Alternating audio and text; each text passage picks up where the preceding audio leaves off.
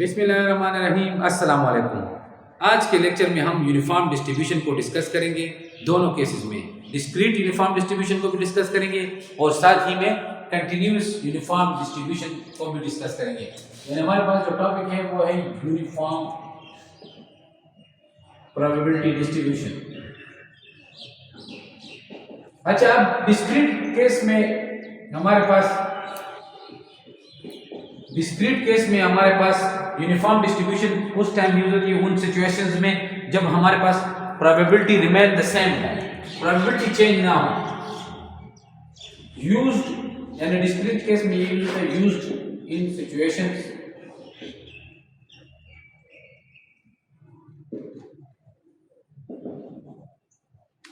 where probability remains the same।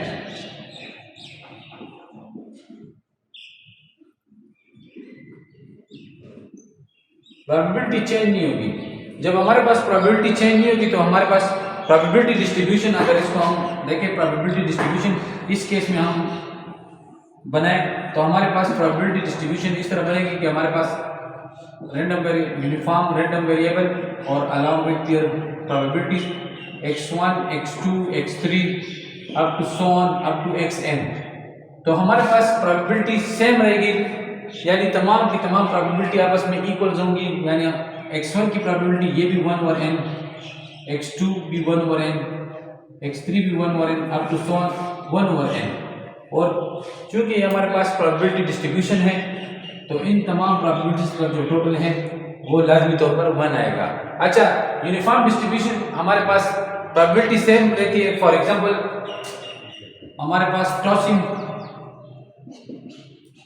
Of a coin, जब हम एक कॉइन टॉस करते हैं तो देखिए हेड की प्रोबेबिलिटी भी 1/2 होती है और टेल की भी प्रोबेबिलिटी हमारे पास 1/2 ही होती है। इसी तरह रोलिंग अ फेयर डाई, जब हम लड्डू का एक चक्कर है उसको हम रोल करते हैं तो हमारे पास हर साइड की प्रोबेबिलिटी 1/6 होती है, क्योंकि हमारे पास जो डाई है उसको टोटल साइड 6 है।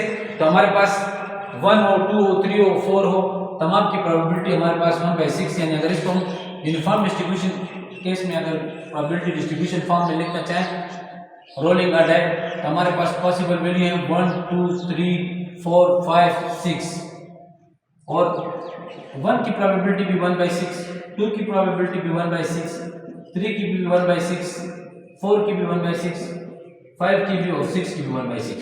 और जब हम इसको टोटल करेंगे तो ये हमारे पास 1 आएगा। तो ये बेहतरीन एग्जांपल है यूनिफॉर्म प्रोबेबिलिटी डिस्ट्रीब्यूशन केस में। तो आइए अब हम कंटिन्यूस प्रोबेबिलिटी डिस्ट्रीब्यूशन में को डिस्कस करते हैं। अच्छा, हमारे पास जो यूनिफॉर्म कंटिन्यूस प्रोबेबिलिटी डिस्ट्रीब्यूशन है, यूनिफॉर्म कंटिन्यूअस केस में हम अगर डिस्कस करना चाहें uniform probability distribution continuous case में। अच्छा, ये उन सिचुएशन में हमारे पास यूज होगी जब हमारे पास जो डेंसिटी फंक्शन है f ऑफ x ये remain the same for the entire range of random variable.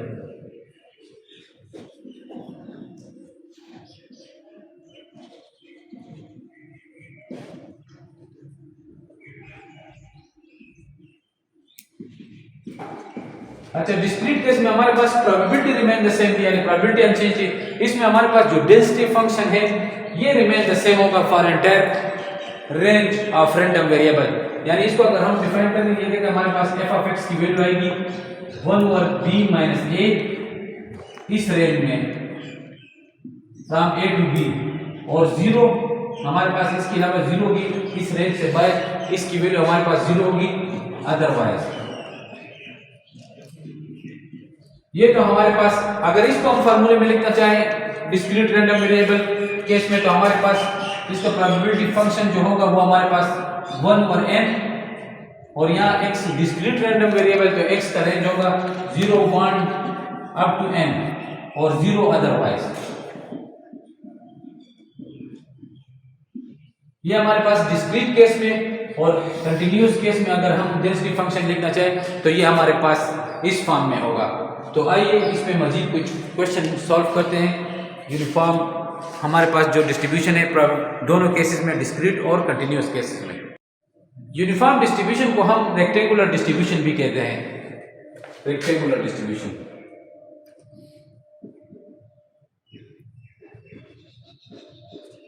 और रेक्टेंगुलर डिस्ट्रीब्यूशन इसको हम इसकी शेप की वजह से कहते हैं। हमारे पास अगर डिस्क्रीट केस हो, डिस्क्रीट केस में इसका ग्राफ हम बनाएं तो हमारे पास ग्राफ कुछ इस तरह बनेंगे। यहाँ पे हमारे पास वेरिएबल x की वैल्यू आ जाएगी 1 2 3 अप टू n, और यहाँ पे हमारे पास फंक्शन की वैल्यू आ जाएगी, प्रोबेबिलिटी आ जाएगी 1 और n। तो देखिए 1 की प्रोबेबिलिटी भी हमारे पास 1 और n है, 2 की प्रोबेबिलिटी भी हमारे पास 1 और n है, इसी तरह 3 4 अप टू n तमाम प्रोबेबिलिटी सेम है। और इसका ग्राफ इस तरह रेक्टेंगल के फॉर्म में बनेगा, तो इसको हम रेक्टेंगुलर डिस्ट्रीब्यूशन भी कहते हैं। हमारे पास अगर हम कंटिन्यूस केस में बनाना चाहें ग्राफ, तो कंटिन्यूस केस में हमारे पास ये देखें ग्राफ जो बनेगा, इसका रेंज जो है हमारे पास a टू b रेंज है, x का रेंज जो है वो फ्रॉम a टू b है, और डेंसिटी फंक्शन ये हमारे पास तमाम का कांस्टेंट रहेगा, सेम रहेगा। तो देखिए a से लेकर b तक हमारे पास तमाम का अगर हम ग्राफ बनाना चाहें तो वो ग्राफ भी हमारे पास इस तरह ये कांस्टेंट रहेगा। तो ये देखिए इन शेप्स की वजह से ये दोनों केसेस में हमारे पास जो शेप है एक रेक्टेंगल के फॉर्म का है, तो इसलिए इसको हम रेक्टेंगुलर डिस्ट्रीब्यूशन भी कहते हैं। अच्छा, जहां तक मीन की बात है, हमारे पास डिस्क्रीट केस में हमारे पास जो मीन होता है expected value of x, mean uniform distribution का, वो हमारे पास होता है 1 प्लस n डिवाइडेड बाय 2। अच्छा, और कंटिन्यूस केस में हमारे पास एक्सपेक्टेड वैल्यू ऑफ x यानी मीन जो है वो हमारे पास इक्वल होता है a plus b divided by 2। अच्छा, याद करने के लिए वैसे मैं आपको बता रहा हूँ कि सीखने के लिए हमारे पास देखिए डिस्क्रीट केस में हमारे पास रेंज होता है 1 2 अप टू कैपिटल N। तो फर्स्ट और लास्ट को प्लस किया और 2 से डिवाइड किया, तो इससे हमारे पास इसका मीन आता है। इसी तरह ये देखिए कंटिन्यूस केस में हमारे पास जो रेंज होता है वो a से लेकर b तक होता है। तो यहाँ a आ गई, यहाँ a की जगह 1 है तो 1, और यहाँ a plus b divide by 2। और वेरिएंस सेम हमारे पास, अगर वेरिएंस जहां तक वेरिएंस की बात है तो हमारे पास डिस्क्रीट केस में वेरिएंस हमारे पास इक्वल होता है n-1 का होल स्क्वायर डिवाइडेड बाय 12 का, और कंटिन्यूअस केस में हमारे पास वेरिएंस आएगा b-a का होल स्क्वायर डिवाइडेड बाय 12। ये देखिए यहाँ भी b हमारे पास जो है अपर लिमिट b है और लोअर लिमिट 1 है। डिस्क्रीट केस में अपर लिमिट n है, लोअर लिमिट 1 है, तो n-1 का स्क्वायर डिवाइडेड बाय 12 और b-a का स्क्वायर डिवाइडेड बाय 12। ये स्टूडेंट्स को याद रखने के लिए, आसानी के लिए मैंने बताया आपको कि हमारे पास मीन और वेरिएंस इस तरह आते हैं। अच्छा, अब हमारे पास बोर्ड पे एक क्वेश्चन लिखा हुआ है कि if x is a discrete uniform random variable taking values 1 to 10, यानी 10 तक वैल्यूज है, हमारे पास 10 वैल्यूज है, तो हर एक की प्रोबेबिलिटी हमारे पास 1 और 10 है। तो मालूम क्या करना है हमने, find its mean, variance and standard deviation, यानी मीन मालूम करना है, वेरिएंस मालूम करना है और स्टैंडर्ड डिविएशन मालूम करना है। तो हमारे पास मीन जिस तरह हमने अब डिफाइन किया था कि हमारे पास यूनिफॉर्म डिस्क्रीट केस में जो मीन होता है वो है 1 प्लस n डिवाइडेड बाय 2। तो हमारे पास इस केस में देखिए n 10 वैल्यूज हैं, तो n हमारे पास है 10, 1 प्लस 10 डिवाइडेड बाय 2 यानी 10 प्लस 1 11, 11 डिवाइड बाय 2 तो हमारे पास आ जाएगा 5.5। तो ये हमारे पास आ गया मीन। अच्छा, अब हमें मालूम करना है वेरिएंस। तो जैसे मैंने आपको वेरिएंस का फार्मूला भी लिखा हुआ था कि हमारे पास वेरिएंस बराबर होता है n square minus 1 divided by 12। तो n हमारे पास है 10 का स्क्वायर लेंगे और माइनस 1 डिवाइडेड बाय 12। 10 का स्क्वायर 100, 100 में से 1 माइनस हो गया, तो हमारे पास आ गया 99, 99 डिवाइडेड बाय 12। तो कैलकुलेटर की मदद से हम सॉल्व करेंगे 99 डिवाइडेड बाय 12, तो इससे हमारे पास आंसर आ गया 8.25। ये तो हमारे पास आ गया वेरिएंस। जहां तक स्टैंडर्ड डिविएशन का ताल्लुक है, हमारे पास स्टैंडर्ड डिविएशन हमेशा वेरिएंस के स्क्वायर रूट के इक्वल होता है। तो वेरिएंस का जो स्क्वायर रूट होता है उसका हम स्क्वायर रूट लेंगे वेरिएंस का। तो हमारे पास इस केस में जो वेरिएंस है वो हमारे पास 8.25 है, यानी 8.25 का जब हम स्क्वायर रूट लेंगे तो वो हमारे पास आ जाएगा स्टैंडर्ड डिविएशन के। तो स्क्वायर रूट लेते हैं हमारे पास, तो हमारे पास आंसर आ गया है 2.87। तो ये हमारे पास मीन, वेरिएंस और स्टैंडर्ड डिविएशन की वैल्यू आ गई डिस्क्रीट केस में। ये देखिए हमारे पास जो रेंज वैल्यूज के जो रेंज है यहाँ से भी हमें पता लग रहा है कि ये हमारे पास डिस्क्रीट यूनिफॉर्म डिस्ट्रीब्यूशन है। अच्छा, जहां तक हमारे पास अब दूसरे क्वेश्चन की बात है कि यहाँ लिखा हुआ है कि x की डिस्ट्रीब्यूशन यूनिफॉर्म है और इसका वैल्यूज है रेंज -1 और 3। हमारे पास यूनिफॉर्म डिस्ट्रीब्यूशन जो होता है उसमें हमारे पास a और b होता है, यानी इसको जब हम कंपेयर करते हैं तो हमारे पास a की वैल्यू जो है वो -1 है और b की वैल्यू हमारे पास 3 है। अच्छा, और हमारे पास डेंसिटी फंक्शन जो होता है हमारे पास वो 1/b-a। तो इस केस में हमारे पास आएगा 1/b-a, b की वैल्यू 3 है माइनस और a की वैल्यू -1। तो ये हमारे पास डेंसिटी फंक्शन आ जाएगा 1/4। अच्छा, कंटिन्यूअस केस में हमने मालूम क्या करना है, फाइंड मीन, वेरिएंस और स्टैंडर्ड डिविएशन। इस केस में भी हमने मीन, वेरिएंस और स्टैंडर्ड डिविएशन फाइंड करना है। तो हमारे पास कंटिन्यूअस केस में जो मीन होता है वो हमारे पास इक्वल होता है a + b / 2 के। तो a की वैल्यू हमारे पास है -1, b की वैल्यू है 3 और डिवाइडेड बाय 2। तो 3 में से 1 माइनस हो जाएगा तो हमारे पास आ जाएगा 2। 2 को 2 से डिवाइड करेंगे तो 1, यानी मीन इस केस में आ जाएगा 1 की इक्वल। जहां तक वेरिएंस का ताल्लुक है तो वेरिएंस हमारे पास यूनिफॉर्म डिस्ट्रीब्यूशन में हमारे पास कंटिन्यूअस केस में वेरिएंस इक्वल होता है b² - a² डिवाइडेड बाय 12। तो b, जिस तरह हमने कंपैरिजन से b और a की वैल्यू फाइंड किए तो b हमारे पास है 3, यहाँ आ जाएगा 3² माइनस और a की वैल्यू है -1, मगर इसके ऊपर स्क्वायर है, इस स्क्वायर की वजह से ये माइनस प्लस हो जाएगा। तो 3² 9 माइनस -1 का स्क्वायर +1 हो जाएगा डिवाइडेड बाय 12, यानी 8 डिवाइडेड बाय 12। तो हमारे पास जो वेरिएंस की वैल्यू आएगी 8 डिवाइडेड बाय 12 से, तो इससे हमारे पास आंसर आ जाएगा 0.666, यानी राउंड ऑफ करके हम लिखेंगे तो 0.667। वही केस है हमारे पास स्टैंडर्ड डिविएशन। तो स्टैंडर्ड डिविएशन हमारे पास वेरिएंस के स्क्वायर रूट के इक्वल होता है। 0.667 का जब हम स्क्वायर रूट लेंगे तो हमारे पास आंसर आ जाएगा 0.816। तो ये हमने फाइंड किया दोनों केसेस में, डिस्क्रीट केस में और यूनिफॉर्म के केस में। अगर हमारे पास वैल्यूज गिवन हो तो मीन और वेरिएंस फार्मूले की मदद से कैसे फाइंड करेंगे।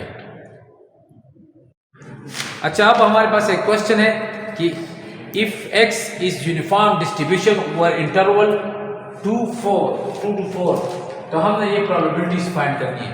तो सबसे पहले हमने डेंसिटी फंक्शन बनाना है, तो उसके लिए हमारे पास इंटरवल 2 4 है, तो हमारे पास a की वैल्यू आ गई 2 और b की वैल्यू हमारे पास है 4। और जैसे कि हमें पता है कि हमारे पास यूनिफॉर्म डिस्ट्रीब्यूशन केस में डेंसिटी फंक्शन जो होता है वो हमारे पास 1/b - a, और ये a हमारे a से b तक। तो हमारे पास ये देखिए b की जगह हमारे पास आ जाएगा 4 और a की जगह हमारे पास वैल्यू आ जाएगी 2 और a की जगह आ जाएगी 2 to 4, तो ये आ जाएगा 1/2। ये हमारे पास जो डेंसिटी फंक्शन है ये इस इंटायर रेंज में ये हमारे पास जो है 1/2 ये कांस्टेंट रहेगी। यूनिफॉर्म डिस्ट्रीब्यूशन है तो ये हमारे पास ये 1/2 जो है डेंसिटी फंक्शन की वैल्यू ये कांस्टेंट रहेगी। अच्छा, अब आते हैं फर्स्ट पार्ट की तरफ कि प्रोबेबिलिटी हमने फाइंड करनी है 2 to 3, ये हमने फाइंड करनी है। तो हमारे पास लोअर लिमिट इस केस में है 2, अपर लिमिट है 3 और यहाँ पे f(x) dx। तो 2 से 3 तक f(x) की वैल्यू हमारे पास है 1/2 dx। अच्छा, ये कांस्टेंट है, तो कांस्टेंट जब हम इंटीग्रेशन करते हैं कांस्टेंट की, तो हमारे पास 1 का इंटीग्रेशन आ जाएगा x, और ये 2 हमारे पास इसी तरह आ जाएगा, और 2 से लेकर 3 तक। लिमिट पुट करने का तरीका वही है जो मैं आपको पिछले लेक्चर में बता चुका हूँ कि जब हम इंटीग्रेशन के बाद लिमिट पुट करते हैं तो हम upper limit minus lower limit, ये 2 हमारे पास आ जाएगा कॉमन, इसमें हम लिमिट पुट करेंगे, हमारे पास आ जाएगा 3, और लोअर माइनस लोअर लिमिट 2 है, तो 3 माइनस 2 1, और 1 और 2। तो इस केस में हमारे पास जो प्रोबेबिलिटी का आंसर आएगा वो है 1 और 2। अच्छा, सेकंड पार्ट जो है, सेकंड पार्ट में हमने फाइंड करना है प्रोबेबिलिटी 3 to 4, 3 से लेकर 4 तक, यानी 3 to 4 मालूम करने हमने। तो सेम इसी तरह है, हमारे पास लोअर लिमिट 3 है, अपर लिमिट 4 है, f of x dx। तो f of x की वैल्यू हमारे पास है 1 और 2 और 3, 1 और 2, 3 से लेकर 4 तक dx। इंटीग्रेशन पे हमारे पास आ जाएगा 1 का इंटीग्रेशन x नीचे 2 एज इट इज आ जाएगा, कांस्टेंट है, तो हमारे पास ये लेंगे 3 से 4 तक। लिमिट पुट करेंगे, हमारे पास 2 आ गया कॉमन, लिमिट पुट करेंगे 4 minus 3, upper limit minus lower limit, तो अपर लिमिट 4 है, लोअर लिमिट 3 है, तो इससे हमारे पास आ गया 1 और 2। सही है, ये देखें, ये आसान तरीका है हमारे पास यूनिफॉर्म डिस्ट्रीब्यूशन के केस में मुख्तलिफ प्रोबेबिलिटीज फाइंड करने का तरीका। अच्छा, अगर इसी केस में अगर आपसे कोई ये कहे कि मीन और वेरिएंस मालूम करें, तो मीन और वेरिएंस भी हमारे पास इसी तरह, मीन हमारे पास आ जाएगा a plus b divided by 2। तो हमारे पास अब इस क्वेश्चन में हमसे मांगा नहीं होगा, मैं आपको वैसे बता रहा हूँ कि अगर इस क्वेश्चन में भी अगर आपसे ये कहें कि मीन और वेरिएंस मालूम करें, तो मीन और वेरिएंस वही तरीका है, हमारे पास a की वैल्यू है 2, b की वैल्यू है हमारे पास 4, तो 2 प्लस 4 6 डिवाइडेड बाई 2, तो ये आ जाएगा हमारे पास 3, और वेरिएंस भी b square minus a square divided by 12, तो हमारे पास आ जाएगा b हमारे पास 4 है, 4 का स्क्वायर माइनस 2 का स्क्वायर डिवाइडेड बाई 12, तो ये आ जाएगा 16 माइनस 4 डिवाइडेड बाई 12, तो इससे हमारे पास आंसर आ जाएगा 12 और 12 यानी 1 आ जाएगा। ये मैंने सिर्फ और सिर्फ आपका कॉन्फिडेंस लेवल बढ़ाने के लिए कि घबराना नहीं है, जो भी हो हमारे पास मीन और वेरिएंस का एक ही तरीका है, उसी तरीके से हम मीन और वेरिएंस फाइंड करेंगे। उम्मीद है आज का लेक्चर आपको पसंद आया होगा। शुक्रिया।